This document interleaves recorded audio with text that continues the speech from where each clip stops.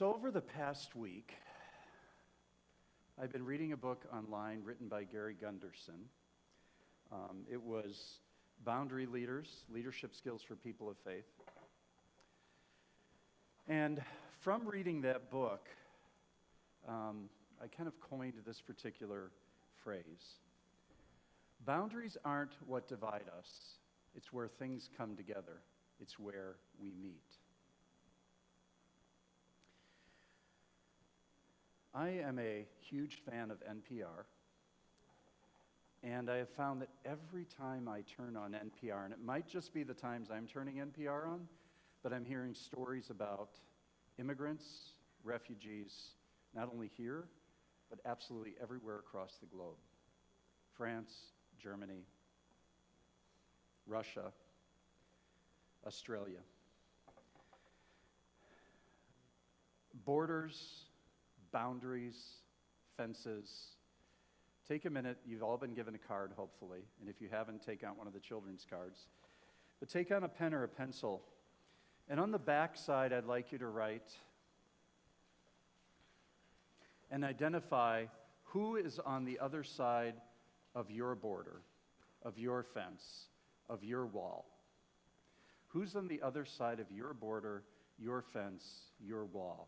Now, that can be somebody you're separated from, like family, maybe your boss, maybe the preacher. But whatever is your other on the other side of the boundary, the fence, or the border, could be your husband or wife or partner, or your children, or your ex-husband or wife or partner.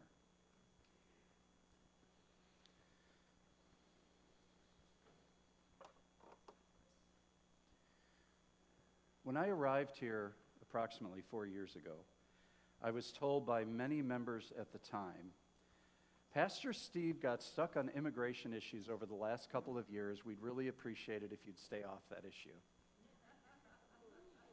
So I did. And I did arrive with what I thought was a good deal of experience around immigrants and refugees. Way back when I was a campus pastor in Nebraska, Lincoln, Nebraska, the capital of Nebraska, I would organize students around migrant workers' rights in the wonderful cornfields of Nebraska. The conditions were deplorable, especially on cattle and hog farms throughout the state. And then when I moved to Wisconsin, anybody recognize these? Deep fried cheese curds. First time I had them was actually in Wisconsin. So when I moved to Wisconsin, I worked with the state HIV/AIDS program and did interventions with seasonal workers around HIV and STIs. They were all from Mexico in the farm fields of Wisconsin. And then in the great white frozen north, Minnesota, I led and participated in civil disobedience around unjust raids in Minnesota packing plants around undocumented workers. And then went to Washington, D.C. in a van load of activists to lobby on behalf of immigrants and refugees and our broken immigration system. And then I moved to Arizona. And everything changed. Everything I thought I understood about immigration and refugees is incredibly different in a border state. So here in the good old United States, we continue this conflicting tradition of hospitality and hostility toward the stranger. Benjamin Franklin noted this. He said, America has hailed newcomers to its shores as the bulwark of democracy. However, in times of crisis, it has also used the foreign-born as a scapegoat for unsolved social problems.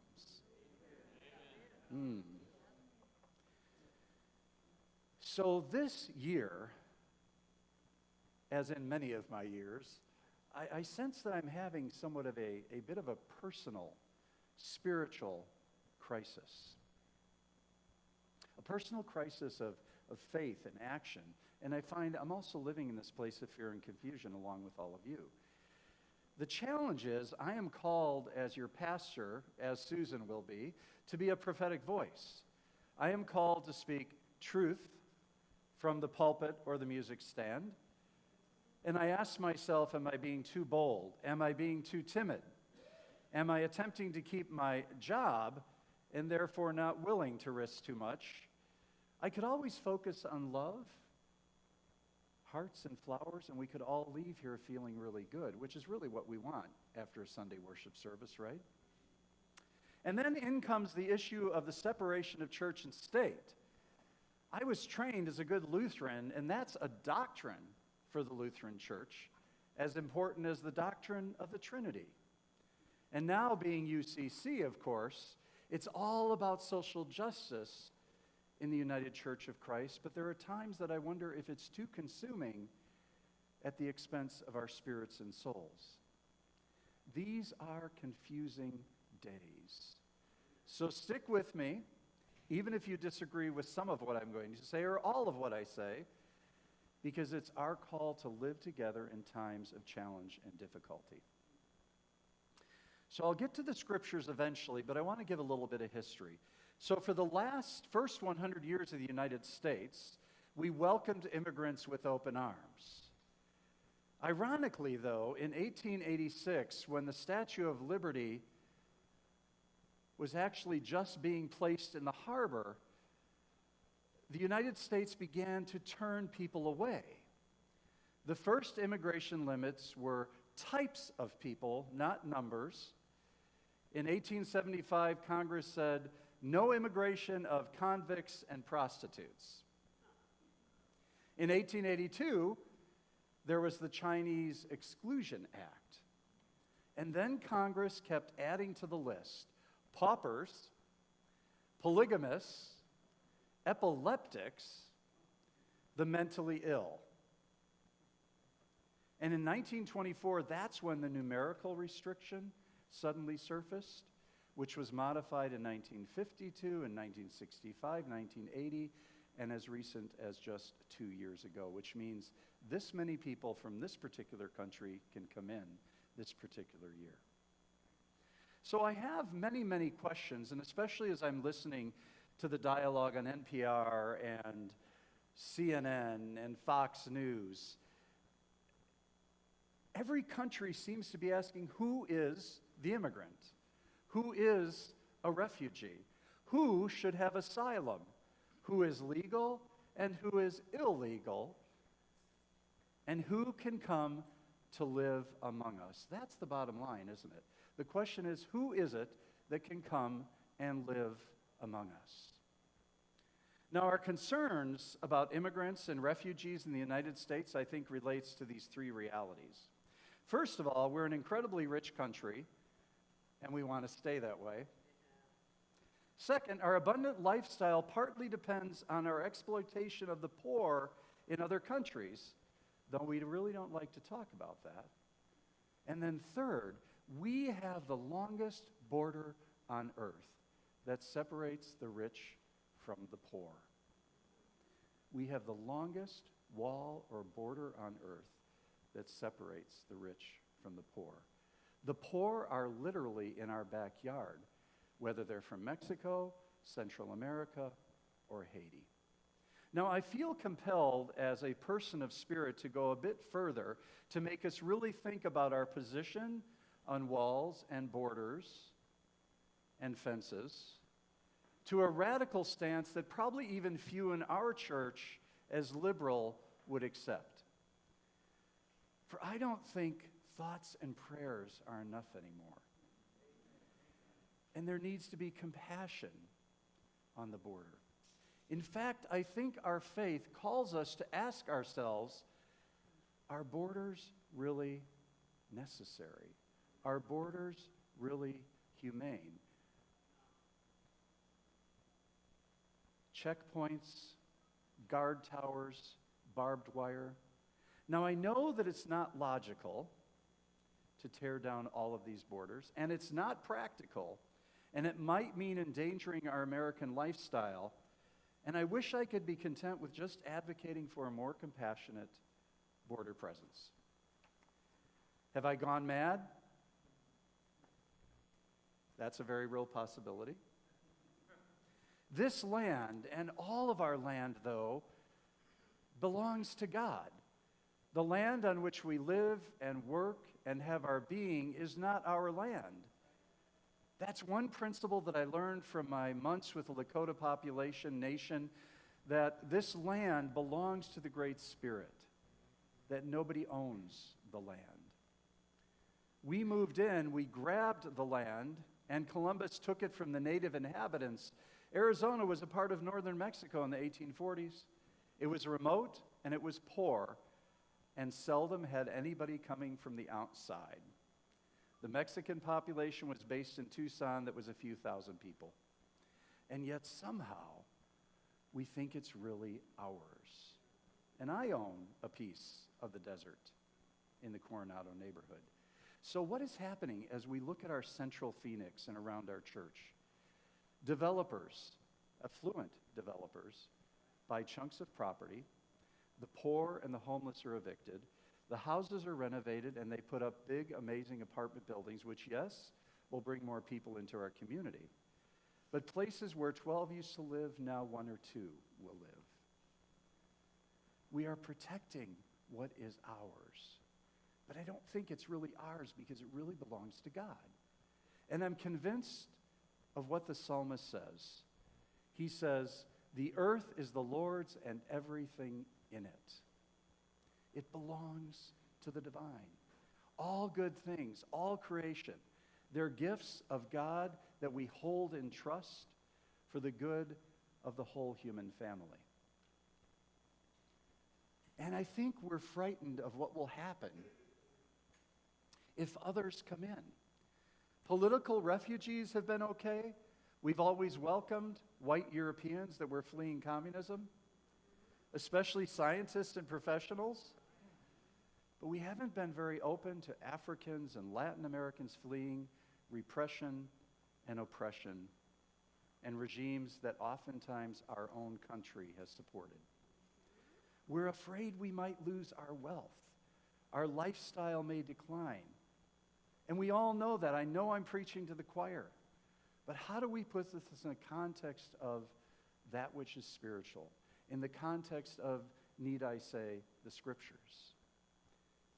For me, this theology that everything belongs to God is so basic to the Judeo-Christian, Muslim, Hindu, every single faith tradition. Think back to that disparate group of wandering Jews. They were liberated. They found a new nation that was called Israel. And over and over and over again, as Lori read for us, and there are dozens of scriptures where it says, "Do not mistreat or oppress a foreigner, for you were foreigners in Egypt." Any immigrant who lives with you must be treated as if they were one of your citizens. You must love them as yourself because you were immigrants in the land of Egypt. The Hebrews remembered their own experiences at borders. They remembered that they were the oppressed, that they were treated as slaves, and Yahweh constantly reminded them, don't you remember what it was like? Don't return oppression for oppression. Don't return hatred for hatred. Don't return slavery for slavery. We must remember our histories. That's what God calls the people of Israel to. Where did they all come from? Where did we all come from? And how did we end up here? Few of us could claim to be indigenous. The challenge for me is this. Some of our ancestors came here by choice, but the second half is disturbing. Some of our ancestors came here by force. And that's some of our folks sitting in our space today. In ancient Israel, this is so amazing to me, and it popped out like white on rice during the course of this week.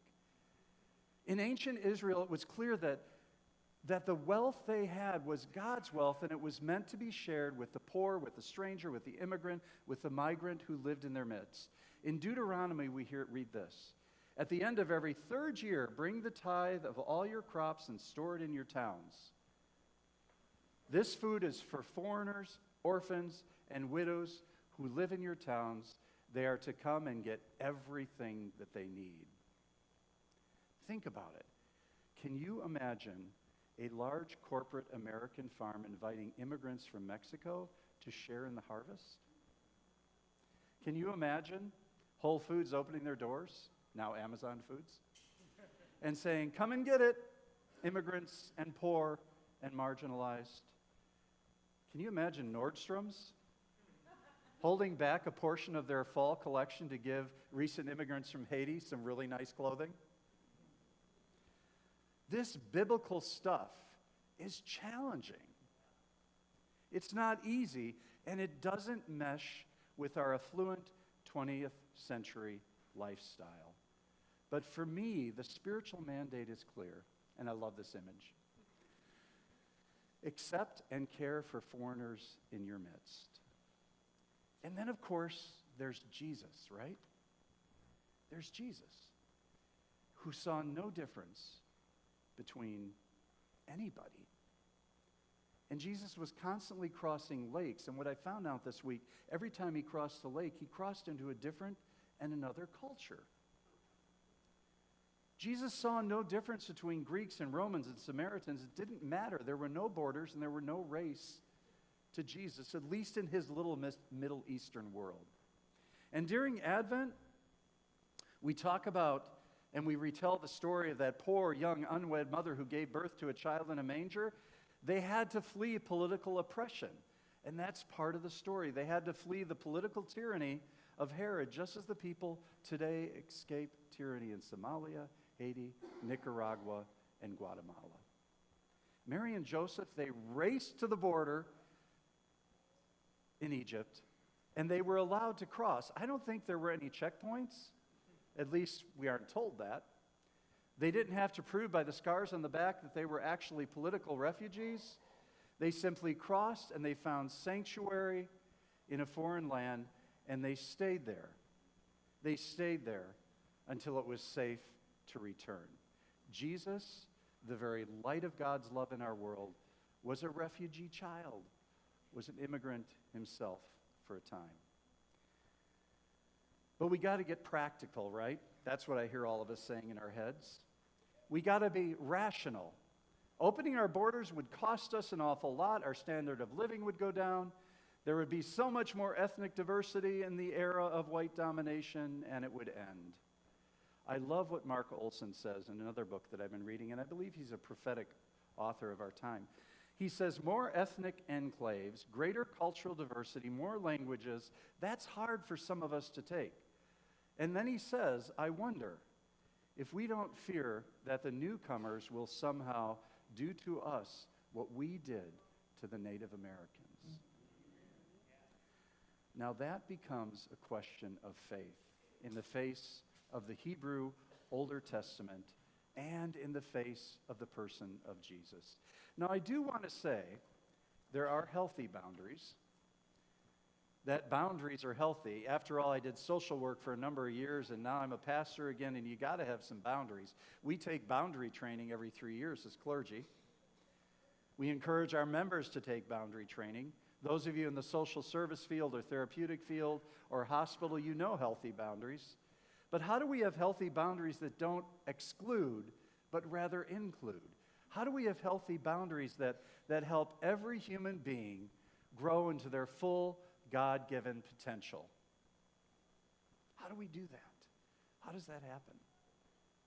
My faith requires me to understand that we are spiritual beings on a human journey. That sometimes borders, walls, chain link fences, we erect between each other. Are you okay, Ann? She okay? Okay. Let me start over.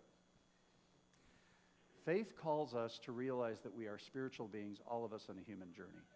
And the challenge in life is that we construct between ourselves walls and fences and barriers. And that's why I had you write that on the card. We have our political, religious ideology, our age, our gender, our sexual expressions. It's kind of the way we keep each other away from us, apart from us. We refuse to begin we refuse to really see each other as one people. I found this quote that I thought was fantastic. In a day of scapegoating, whoops, I guess I'm backwards. Go another slide ahead. There we go. In a day of scapegoating, of fear, of what to me is clearly racist immigrant bashing, I think those of us in the Judeo-Christian tradition need a bigger vision and a deeper hope. A deeper vision and a deeper hope. Deeper vision and deeper hope. There's so much narrative happening right now around walls and borders, dismantling ICE. No borders, no walls, accusations coming from the right, the left, and the middle. Jesus in Matthew 28 says, Jesus, when were you a stranger and I invited you into my home? When were you hungry and I gave you food? When were you thirsty and I gave you water? Jesus, when were you a stranger and I invited you into my home, into my land, into my country? I think the Spirit of God, and I know the Spirit of God, dwells in each and every person seeking to cross our borders. Whether from Mexico, from Haiti, from Poland, from China, from Australia, from Germany. And I don't dare push away the stranger, because when I push the stranger away, I push myself away.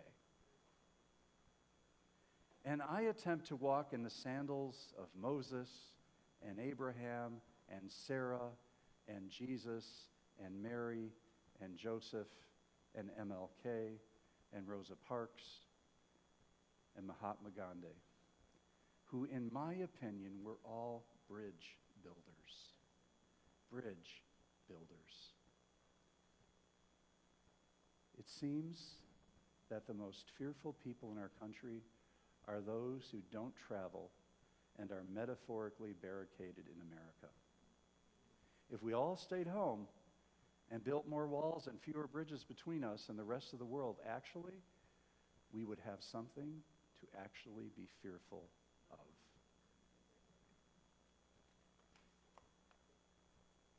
You like that one? I do.